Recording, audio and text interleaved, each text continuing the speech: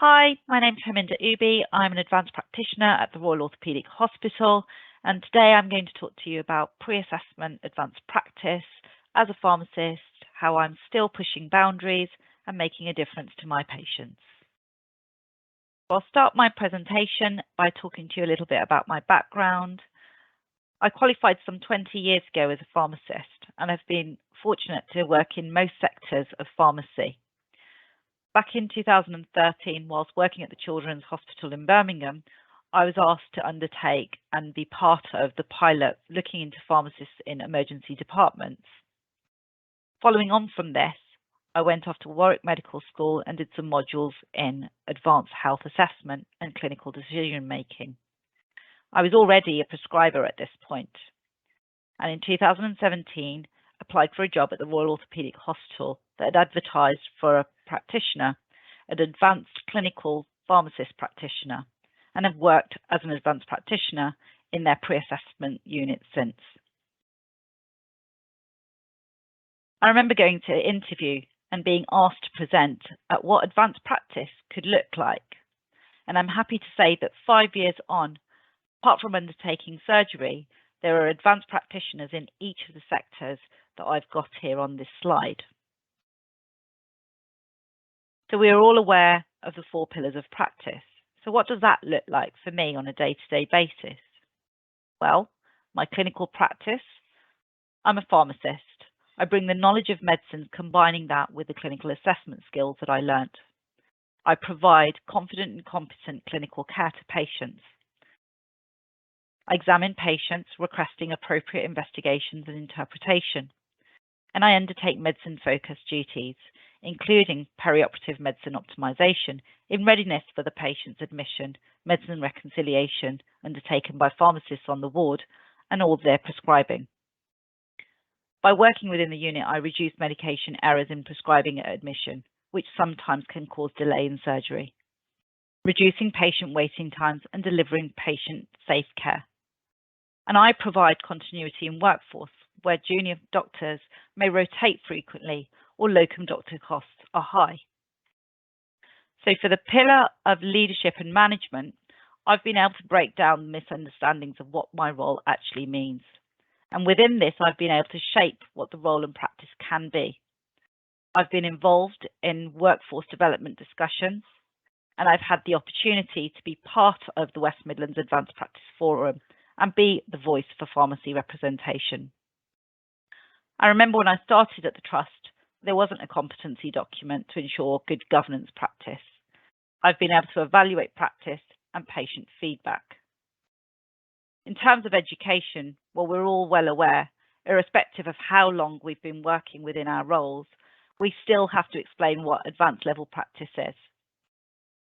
I'm an autonomous practitioner as part of the medical workforce in pre-assessment, and I'm acknowledged and managed by my anaesthetic colleagues. I'm able to take lead in teaching of medical students and staff in interprofessional learning. And the benefits of my role has led to the development of further advanced practitioners within pre-assessment.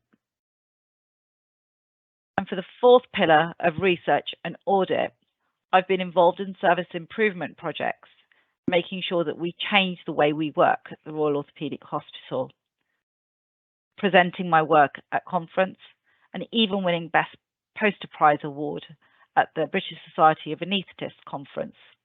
Last year, I undertook a Leading for Change project from the Centre of Pharmacy Postgraduate Education and was involved in a service improvement project looking at the service and provision of patient care, developing leadership skills and improving teamwork. That document is now used by new staff and actually current staff to ensure that we're all providing excellent patient care. So, why do we all do this? It's about the patient, and that's what this presentation is about, the voice of the patient and their experience. So I'm going to present to you a gentleman that I saw. Mr. SG is a 56-year-old Indian male who had a BMI of 43. His presenting complaint was right knee pain with a background history of hypertension, non-alcoholic fatty liver disease, osteoarthritis, and recurrent UTIs. He had had multiple attendances at the ROH. He had been seen by surgeons, doctors, physiotherapists, physicians' associates. It started when he was 14. He had an RTA subsequently and had been seen back in 95, 2007, 8 and 10 for left knee or hip pain. So my consultation with the gentleman was on the 28th of June. He had been listed for right knee arthroscopy and meniscectomy. I undertook my role and did his medical clerking. I looked at his ECG, which showed sinus rhythm, and on listening to his heart during a cardiac exam, he had a new murmur. I informed the patient, and he was shocked and concerned. We discussed the significance of the findings, but actually, more importantly, we talked about the risk factors for him and the potential lifestyle changes that he could make. Reducing his BMI, he consumed alcohol between 30 and 40 units and smoked about 20 to 30 cigarettes. I referred the patient to the GP for a cardiac review for undiagnosed murmurs as per our trust guidelines. I followed this up with the patient by telephone. The patient told me he had reduced his alcohol consumption, he'd stopped smoking, and he enrolled on an exercise program 5 days a week for an hour. He'd lost half a stone since I had met him. And what did he say? He told me that I'd woken him up. I'd made him realise it was time to change. The downward spiral that he was on, and that he knew that had he not changed, things would only get worse. He told me he was living and hoping for the best, and he told me that the consultation that I undertook with him showed that I really cared. He told me that everybody had been great, but that I explained things so clearly to him, and I talked to him as like he mattered. So what are my take-home messages? In the 20-year career that I've been a pharmacist, I've loved every minute, but I really love the work that I do with my patients as an advanced practitioner in pre-assessment. Advanced practice for pharmacists is still relatively new, but most definitely we have a place at the table in workforce discussions. I bring all of my skills as a traditional pharmacist in combination of those as an advanced practitioner to successfully provide the excellent patient care and experience that I've talked to you about today. I feel valued by my patients and my team. Establishing these roles can be a challenge, and there needs to be a clear plan on how trained individuals fit into organisations, management structures, and their professional accountability.